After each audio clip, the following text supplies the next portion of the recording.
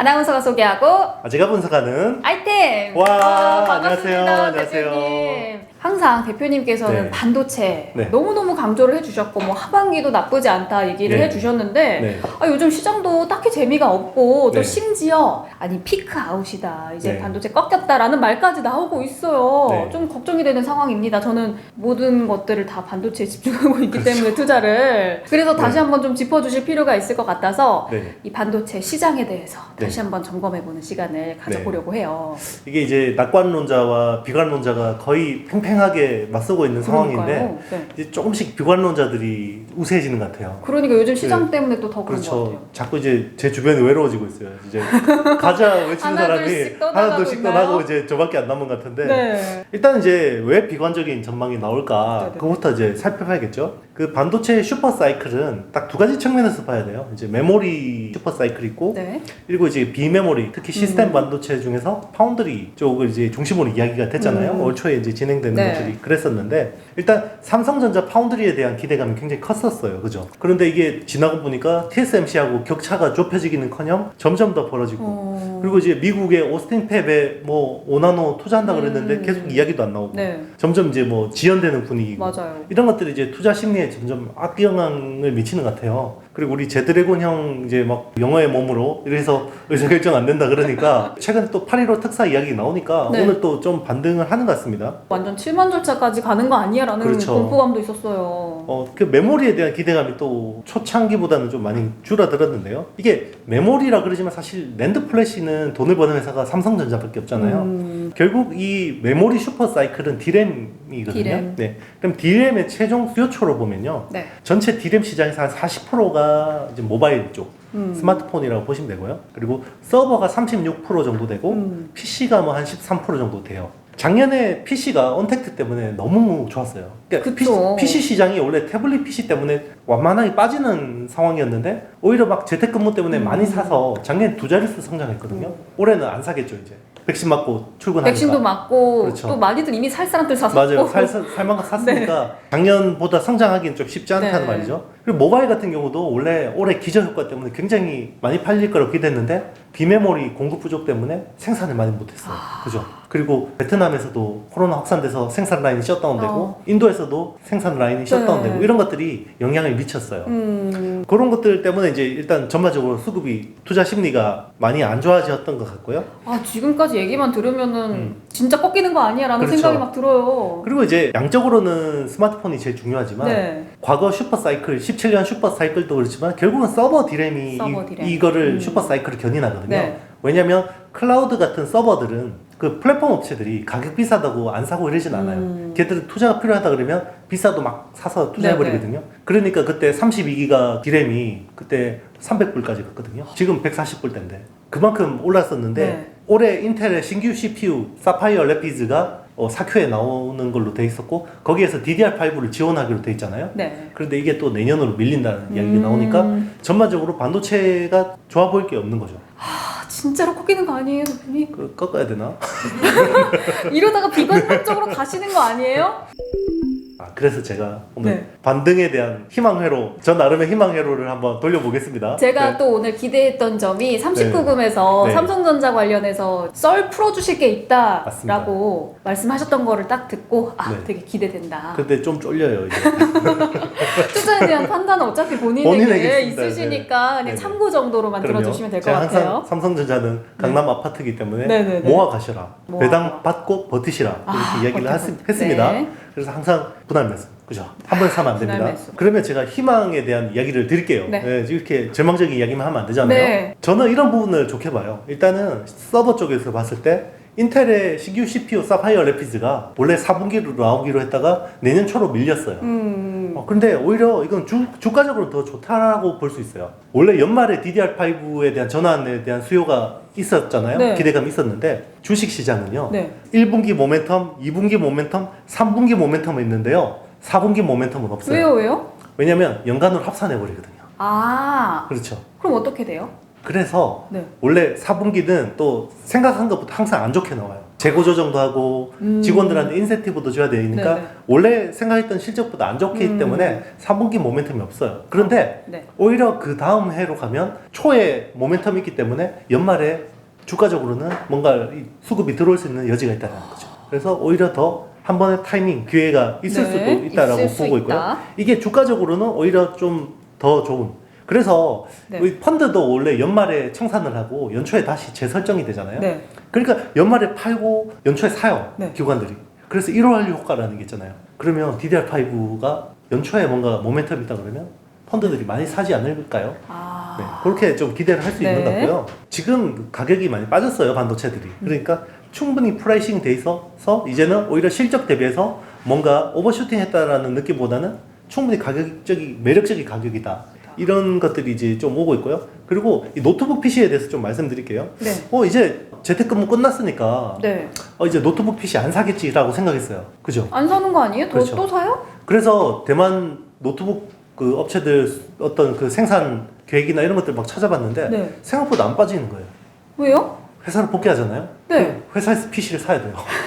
아, 그 회사 PC 그렇죠. 또 수요가. 그러니까 기업용 수요가 올라오는 거예요. 그러니까 오. 개인들은 안 사요. 개인들은 네. 작년에 많이 샀으니까. 네. 그런데 회사를 복귀하면 회사용 PC 회사가 사요? 또 PC용 회사 PC가 PC 또 용? 낡아가지고 바꿔야 되는 거예요. 그 수요들이 또 생각보다 나쁘지 않은 거예요. 그래요? 네. 오. 생각했던 것보다 나쁘지 않으니까 기업 쪽 수요가 좀 올라오는 부분이 있고요. 그리고 또 한 부분은 이런 것들이 있어요. 이제 서버라는 거는요. 네. 한 번 반도체를 장착하면요. 네. 얘는 안 꺼요. 계속 돌아가죠. 그게 보통 수명이 한 3년 정도 돼요. 짧다. 짧죠. 네. 왜냐면 계속 트니까. 음. 그런데 2017년, 16년, 17년 요때가 슈퍼 사이클이었죠. 네. 딱 3년 되지 않았어요? 교체할 만한 그렇죠. 한 시점이 교체를 해야 되는데 안 하고 있어요. 왜요? 왜냐면 인텔 CPU가 안 나오고 있어요. 그럼 CPU가 딱 나오면 그때 딱 교체하는 거예요? 그렇죠. 그러니까 뭐 페이스북이나 아마존이나 뭐 애플이나 넷플릭스 입장에서 생각해 볼게요. 기존에 나와 있는 14나노 구형 CPU 가지고 투자하고 싶겠어요? 아, 굳이 몇 달만 기다리면 새 거 나오는데. 그렇죠. 버티는 거예요. 아, 버티는 중이구나. 그러니까 요즘에 약간 유튜브 같은 거 버벅거리는 느낌 안 나요? 한 번씩? 그게 서버 그렇죠. 때문이었어요? 바꿔야 되는데 안 바꾸는 애들이 이러면서 어거지로 버티는 거예요. 그러니까 원래 수명이 3년인데 네. 일단 아마존 같은 데서는 4년으로 일단 해서 버티는 그런데 버티는 중이었구나. 그렇죠. 그럼 바꿔야 돼요. 그렇네. 그렇죠. 반도체가 뻥 나면 바꿔야 되거든요. 바꿔야 되네. 이제 그런 것들이 계속 있는 거고요. 그러면 이거는 예정된 거다. 네. 그런 거죠. 수요가 없어지는 게 네. 아니죠. 희망적인가요? 아, 약간 또 지금 네. 방금 말씀하신 내용들을 들어보니까 네. 희망 회로를 돌려도 나쁘지 않겠다. 그렇죠. 그러면 네. 그렇게 바꿀 건데 주가는 선반영하죠. 그럼 그러면은- 그 시점을 해서 한 3개월, 6개월 전에 또 주가는 땡길 수 있다는 거죠. 그럼 여러분들이 팔면 기관들이 받아먹을 수도 있는 거죠. 이제 그래서 버텨야 되는구나. 네, 그렇죠. 네. 그리고 이제 인텔하고 AMD가 또 신규 CPU가 나올 거예요. 그죠? 내년 초쯤에 이제 네. 나올 건데, 기존에는 메모리 슬롯을 뭐 만약에 한 6개 정도 지원한다 그러면 이제는 한 8개 지원하는 거예요. 그러면 CPU 한 개당 메모리 반도체 여러 개를 메모리가 달을 여러 개 수 들어가요. 있다. 우와. 그러니까 Q가 늘어나요. 그럼 더 많이 그렇죠. 수요가 또 그렇죠. 그런 부분들도 또 좋은데, 지금 시장에서는 이런 부분들을 좀 관과하고 있는 거 아닌가. 또 한 측면이 있는데요. 마이크로소프트가 네. 클라우드를 좀 공격적으로 투자를 하고 있어요. 하려고 하고 있어요. 그럼 또 그쪽에서 그렇죠. 지금 뭐 클라우드 쪽에서 넘버원은 아마존이죠. AWS가 넘버원이고 넘버2가 마이크로소프트 애저예요. 그죠? 애저. 마이크로소프트가 최근에 OS 전략을 바꿨어요. 왜냐면 애플이 너무 어마무시한 거예요. 제가 그 전에 한번 이야기했죠. 애플 제국에 대항한 연합군 이야기했잖아요. 연합군. 그럼 연합군들이 구글 안드로이드하고 마이크로소프트하고 연합해야겠죠. 그쵸. 그럼 기존에 어떻게 됩니까? 안드로이드가 마이크로소프트 OS에서 돌아가요? 안 돌아가죠. 되죠. 어. 이제 그러면 이거는 지원 안 되면 안 되는 거예요. 왜냐면 애플은 스마트폰 쓰다가 다 이제 되는데. 맥북에서 되고 다 네, 되는데, 메모까지 이제. 그러면 사람들이 편리함에 익숙한데 이제는 뭐 모바일 따로 뭐 노트북 PC 마이크로소프트 OS 따로 하면 싫잖아요. 그쵸. 그죠? 그러면 애플로 옮겨갈 요인이 크겠죠. 맞아요. 그러니까 마이크로소프트도 우리 오픈 소스처럼 다 공개해줄게. 심지어 리눅스하고는 서버 쪽에서 시장 경쟁자인데요. 네. 리눅스한테도 열어줬어요. 그리고 안드로이드한테도 열어줄 거예요. 그러면 어떻게 합니까? 시스템 투자해야겠죠. 해야죠. 그렇죠. 그러면 반도체를 써야겠죠. 써야죠. 맞습니다. 그러면 이런 네. 거에 대한 마이크로소프트의 어떤 긍정적인 코멘트가 나온다 그러면 이건 또 반도체에 또 긍정적인 또 긍정적인 영향을 부분이 될 미치겠네요. 거고요. 예. 그리고 또 하나, 네. 이 반도체 1분기에 조정의 빌미가 됐던 게 SK 하이닉스의 투자 톤이었죠. 그쵸? 그렇죠. 하이닉스. 하이닉스가 우리 공격적으로 투자한다 그러니까 갑자기 막 재고 쌓다가 애들이 많이 생산해? 이런 거 아니에요, 그죠? 하이닉스가 원흉이었는데 네. 하이닉스가 이제 이렇게 계속 반도체 가격이 조정받고 막 이런 상황이면 계속 우리 공격적으로 투자할 거야 하겠어요? 안 하죠. 그렇죠. 아마 그거에 대한 톤다운이 나올 거예요. 그게 실적이 나오고 뭔가 하이닉스든 네. 삼성전자든 우리 생각해보니까 우리 그 생각보다 투자 많이 안 할 것 같아. 이렇게 나오는 순간 또 다시 재고 축적으로 들어갈 수도 있겠죠. 이런 부분들이 굉장히 또 반도체를 긍정적으로 볼 수 있는 희망회로라는 거. 아니 되게 많네요. 뭐 한두 가지가 아니라 그렇죠. 지금 이야기들 또 쭉 듣고 보니까 우리가 긍정적으로 생각해볼 요인들이 많다. 굉장히 유연하세요. 기가 빨랑빨랑. 지금 반도체가 공급 부족 상황이잖아요. 네. 이 공급 부족이라는 게 여러 가지 다른 산업, 다른 기업들에게도 영향을 미칠 것 같거든요. 그렇죠. 어디에 영향을 미치게 될까요? 일단은 제일 먼저 차량 반도체가 부족했죠. 차량 반도체가 네. 부족해서 자동차 경기가 안 좋을 줄 알고 작년에 그 파운드리 회사들이 차량 반도체 생산량을 굉장히 많이 줄여놨어요. 네. 그런데 생각보다 사람들이 자동차를 많이 사기 시작한 거죠. 생각보다. 네네. 그러니까 갑자기 차량 반도체가 너무 부족해졌어요. 반도체가 없어가지고 이 원가의 1, 2%밖에 안 되는 이 반도체 때문에 자동차 세트를 제조 못하는 상황이 된 거죠. 그러니까 이제 파운드리가 제일 많은 나라가 대만이잖아요. 네. 미국 정부에서도 날라와서 대만 정부에 압박하고 유럽에서도 날라와서 대만 정부에 압박하고 그럼 대만 정부는 대만의 오사트 업체들, 뭐 파운드리 업체들한테 압박을 했겠죠. 네. 야 반도체, 차량 반도체 늘려. 그러면 어디서 빼야겠죠. 어디서 빼요? 그게 IT에서 빠진 거죠. 기존에 디스플레이 드라이브 IC 쪽이나 파워 반도체, PMIC 쪽이나 저가형 AP 이런 쪽 라인을 뺀 거예요. 그럼 또 거기는 또 부족해지는 그렇죠. 건데요? 그러니까 이제 차량 반도체는 생산량을 늘렸는데 네. 그럼 기존 IT 쪽 빠지잖아요. 그럼 어떻게 해요? 그러니까 또 스마트폰 생산이 잘 안 되고 뭐 이런 그때 연쇄작용이 일어난 거예요. 체인이 연결 그렇죠. 다 되어 있네요. 그렇죠. 왜냐면 이 생산 캐파라는 건 한정이 네. 있는데 뭐를 새로 더 태우려면 기존에 있는 거 빼야 될 거 아니에요. 이게 연쇄작용으로 일어난 거예요. 그러니까 이제 네. 반도체 가격의 상승을 자극을 시킨 거예요. 이런 상황들이. 그러다 보니까 반도체 가격이 계속 치솟기 시작했고 비메모리 반도체 가격도 오르고 메모리 가격, 반도체 가격도 오르면서 올해 초에 반도체 오버슈팅이 일어난 거예요. 한정없이 가격이 오르기만 하면 이거를 그게 시장에서 다 소화가 안 되잖아요. 그쵸. 예를 들면 이런 고민이 생기는 거죠. 반도체 가격이 계속 오르면 네. 이거를 명품이라 그러면 애플 같은 애들은 가격이 증가할 수 있겠죠.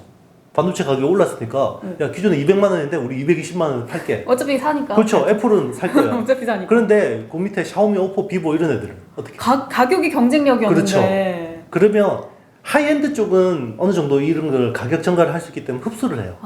셋업체들이. 네. 그런데 미들 로우 엔드 쪽에 있는 회사들은 아니 이거 팔아봐서 돈도 안 남는데 반도체 가격 올려줘. 그렇다고 가격을 올릴 수도 없고. 그러면 안 그러면 팔아. 자기들이 계속 마진 축소하면서 버틸 수가 없잖아요. 네.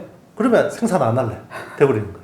그게 반도체 가격이 올라서 세트에 영향을 미치는 상황까지 온 거예요. 그것 때문에 네. 2분기, 3분기까지는 좋은데 네. 가격이 오르니까 4분기에는 피크아웃 할 거다라는 게 이제 이게 그게 네. 하나의 이유 중에 하나구나. 맞습니다. 네. 이게 이 반도체뿐만 아니라요. 네. 무슨 뭐 철강 가격, 구리 가격, 시멘트 가격, 기초 원자재들이 다 그런 상황인 거예요.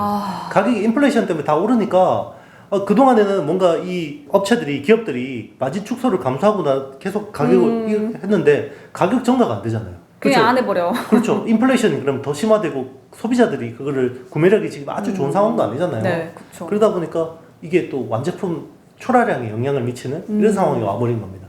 코로나19도 또 같이 맞물려가지고 더 맞습니다. 불을 지르는 그런 그렇죠. 지금 상황이 델타 변이 됐죠. 때문에 또 확산이 되고 있고. 그러면 이제 사람들은 뭔가 내가 소비를 당장 하기보다는 불안하니까 돈을 저축해 놓으려는 니즈가 커지겠죠.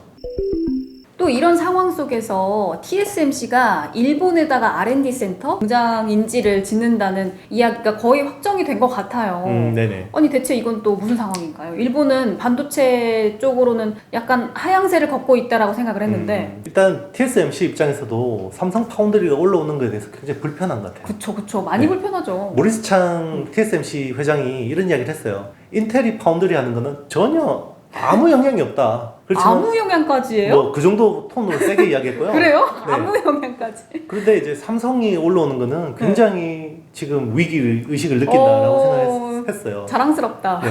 그게 왜 그러냐면 우리 항상 이야기하지만 앞으로 이종 반도체가 계속 하나로 합쳐지잖아요. 프로세서하고 메모리를 같이 합쳐서 그렇죠. 뉴로모픽 반도체, AI용 반도체 네. 이런 것들을 하잖아요.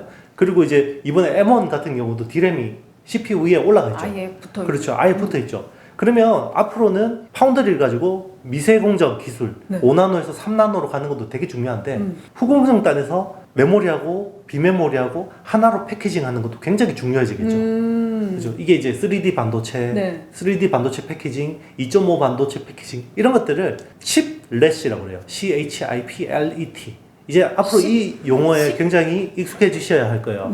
칩렛. 칩렛이요? 예, 칩렛이라는 구조인데요. 칩렛. 네. 이제는 이종 반도체끼리 하나의 패키징, 시스템 인 패키징으로 하는 게 일반화 될 거예요.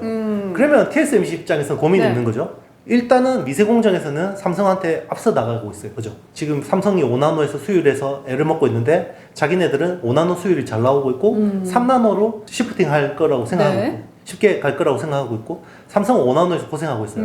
그렇지만 이게 삼성은 그 파운드리도 있지만 메모리를 가지고 있잖아요. 그렇죠. 그럼 두 개를 합치면 후공정단에서는 무서운 경쟁이 될 수 있죠. 시너지 효과가 나겠네. 그렇죠. 그런데 TSMC는 메모리가 없어요. 네. 자국에 메모리 있지만 얘들은 너무 후발주자죠. 메모리 하고 싶을 것 같은데요? 그렇죠. 네. 그러면 어떻게 해야겠어요? 후공정단에서 뭔가 기술 지원해주고 네. 같이 갈 수 있는 파트너들이 필요할 거고. 오. 그러면 그렇게 되면 칩레스로 가면 소재도 바뀌어야 되고 부품도 바뀌어야 되고 장비도 바뀌어야겠죠. 그게 바로 소부장. 그렇죠. 일본의 소부장. 그렇죠. 일본의 소부장을 활용할. 우와. 오, 일본이 또 소부장 쪽으로는 그렇죠. 또 굉장하잖아요. 그게 같이 또 협력을 하게 되면 그렇죠. TSMC가 더 무서워질 것 같은데요? 일본 정부 입장에서는 네. 일단 소부장을 무기로 가지고 한국을 때렸는데 그게 오히려 역습으로 와서 자기들이 그쵸, 데미지를 받았죠. 본인들이 그렇죠. 불리해졌죠. 그럼 이제부터 없던 일로 하자 하기는 그렇죠. 그럴 수는 그러니까 없으니까. TSMC를 끌고 와서 끝까지 가볼래? 이런 식으로 하는 거죠. 일본한테도 너무 좋은 일이다. 이거는. 그렇죠. 일단은 일본과 대만의 이해관계가 맞아 떨어진 거고 한국을 견제하기 위해서 두 나라가 어떤 국가적인 차원에서 좀 협력하는 부분이 있는 것 같습니다. 우리나라 그 안에서 살아남을 수 있을까요? 충분히 저는 충분히? 경쟁력이 있을 거라고 경쟁력 생각하고요. 있다. 만약에 거기서 안 될 것 같으면 삼성전자 파셔야죠. 삼성은 이렇게 항상 뭔가 몰릴 때 막 네. 회심의 카드를 내놔요. 뭘까요? 예전에도 그랬었어요. 이게 내놓을 그렇죠. 것도 예전에도 우리 과거 반도체 이야기했었지만 네. 결국 삼성이 반도체 선언하니까 어떻게 했어요? 일본이 덤핑으로 가지고 D램 가격을 확 3불짜리를 30센트까지 가격을 그렇죠, 낮춰버려가지고 가지고. 삼성은 힘들겠죠. 네. 그런데 어떻게 했습니까? 삼성은 또 그거 뚫고 D램 시장을 아예 장악해버렸죠. 그리고 도시바가 개발한 낸드 플래시를 네. 나중에는 도시바를 밀어내고 압도적인 1등이 됐죠. 지금은 파운드리에서 TSMC가 핀펫이라는 구조를 가지고 5나노에서 제일 잘하고 있는데 삼성은 3나노에서 GAA라고 해서 이제 익숙하시죠? 게이트 올 어라운드라는 구조를 가지고 늘 새로운데요? 네 좋아요. 네. GAA라는 구조 새로운 모기를 가지고 TSMC를 겨냥하고 있죠. 정조준하고 있죠. 그러니까 항상 뭔가 위기에 몰릴 때 오히려 더 그때 치고 나가는 카드를- 네, 그런 게 이제 삼성이거든요. 네. 그래서 더 잘할 거라고 생각하고 맞아요. 있어요. 잘할 겁니다. 저력이 있습니다. 네. 또 인텔 이야기를 해보자면 네. 인텔도 초대형 무려 34조 규모의 M&A를 한다고 하더라고요. 네네. 이것도 또 위기가 될 수 있지 않을까 걱정돼요. 맞습니다. 네. 일단은 당장은 큰 위협이 안 될 거예요. 이게 네. 이제 글로벌 파운드리즈를 인수를 한다고 글로벌 그러거든요. 파운드리즈. 인텔이. 네. 그런데 이제 글로벌 파운드리즈 같은 경우는 파운드리 시장에서 한 3위, 4위 정도 3위, 되는 4위. 지금 1등이 TSMC가 1위 압도적인 1위인데요. 한 56% 정도 점유율을 차지하고 있습니다. 네. 삼성이 2위인데 17% 정도 돼요. 그리고 3위가 UMC, 4위가 글로벌 파운드리즈인데 10% 초반대 두 회사가 왔다 갔다 해요. 둘이서 3, 4등은 많이 바뀌어요. 그리고 5등은 중국의 SMIC라는 회사가 요 탑5 네. 정도 되거든요. 그러니까 인텔이 3, 4위 정도 하는 글로벌 파운드리즈를 이제 흡수 합병해서 이제 파운드리 사업을 하겠다는 거 아니에요. 인텔은 뭐 자체적으로 설계도 있고 공정도 있고 이러한 IDM이잖아요. 네. 그런데 외부 어떤 팹리스를 유치해서 칩을 생산해 주어본 경험과 노하우가 전혀 없죠. 그러니까 이제 그런 것들을 글로벌 파운드리즈를 활용해서 앞으로 이쪽 고객도 확보하고 이런 서비스들을 내조하겠다라는 건데요. 글로벌 파운드리즈 입장에서는 그냥 IPO 하는 게 자기들 밸류 더 높이는 게 좋다라고 생각하는 것 같아요. 지금 어쨌든 파운드리가 워낙 쇼티지니까 몸값이 비싸겠죠. 그쵸. 그러니까 완전 얘네들 입장에서는 IPO를 하겠다라는 건데 중요한 변수가 있어요. 뭐예요? 만약에 이 뒤에 미국 정부가 있다 그러면 미국이 반도체 굴기를 위해서 자국기 기업끼리 뭔가 경쟁력 강화를 위해서 스크럽을 짜주는 상황이다 그러면 그럼 어떻게 이게 해야 돼요? 인텔이 글로벌 파운드리즈를 인수할 가능성을 배제할 수가 없을 것 같습니다. 그럼 이거는 지금 어떻게 될지 아직 모르는 아직 모르는 건가요? 거예요. 네, 모르는데 어쨌든 잠재적인 뭐 리스크가 될 수 있는데 당장은 삼성한테 위협이 되지는 않습니다. 왜냐하면 TSMC하고 삼성은 이미 10나노 언더대에서 경쟁을 하는 회사고요. 그 10나노 이상대의 경쟁은 뭐 UMC나 글로벌 파운드리즈나 뭐 SMIC 이런 회사들끼리 경쟁하고 있는 상황이거든요. 어차피 그러니까, 뭐 시장 자체가 그렇죠. 이미 다르네요. 뭐 어떻게 보면 올드화된 그런 공정을 담당하는 회사이기 때문에 그렇긴 한데 인텔이 또 미세공정 쪽으로 만약에 잘해서 글로벌 파운드리즈의 어떤 미세공정 기술을 끌어올린다 그러면 장기적으로 뭐 당장 1, 2년 안에 일은 아니겠지만 향후 뭐 4, 5년 안에 그렇게 한다 그러면 그때 돼서 또 그렇죠. 지금은 양강 구도인데 3강 구도가 되면 좀 복잡해질 수가 있는 거죠.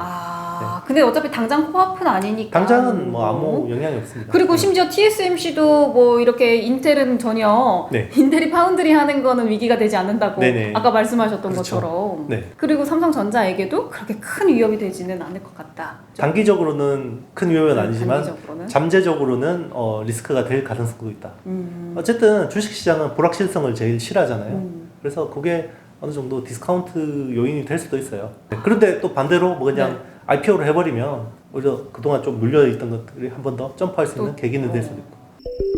지금 삼성전자 위주로 좀 이야기가 많이 나왔었는데 하이닉스 쪽은 또 어떤가요? 하이닉스도 네. 또 하반기에 괜찮은 전망으로 보시는 네, 건가요? 뭐 어쨌든 내년 초에 DDR5가 본격적으로 출하가 될 거기 때문에 네. 하이닉스는 D램 회사라고 제가 거의 말씀드렸잖아요. 네, 네, 네. 그죠? D램 비중이 압도적인 회사이기 때문에 DDR5의 어떤 그 재료 하나만 놓고 보면 하이닉스가 누리는 수혜가 더 클 거예요. 삼성은 오히려 파운드리즈나 뭐 이런 쪽으로 분산돼 있지만 그럼 삼성전자 좀 무겁게 움직이겠지만 하이닉스가 조금 더 탄력 있게 움직일 수 있겠다. 네, 그거를 뭐 자기가 예측해서 하는 것보다는 그냥 같이 나누어서 사는 건 좋은 방법인 것 같습니다. 자, 그렇다면 저희 이제 아이템 구독자분들은 반도체 관련 종목들 많이 관심을 가지시고 또 들고 계실 텐데 네. 좀 만약에 알려지지 않은 괜찮은 그런 종목들이 있다면 소개해 주신다면 어떤 게 있을까요? 뭐 알려지지 않은 종목은 알려지지 없고요. 않았다기보다는 네, 덜 오른 종목으로 네, 좀 제가 아직은 네네. 가능성이 더 있는 반도체 관련 기업 한 탑5 정도 네. 이제 이야기해 보면 아직까지 뭐 덜 올랐는데 주가 매력이 있는 회사는 이제 KC텍, KC텍, 네 그리고 원익 IPS, 그리고 원익 QNC, 유니셈, 고영 뭐 이런 회사들 괜찮을 것 같습니다.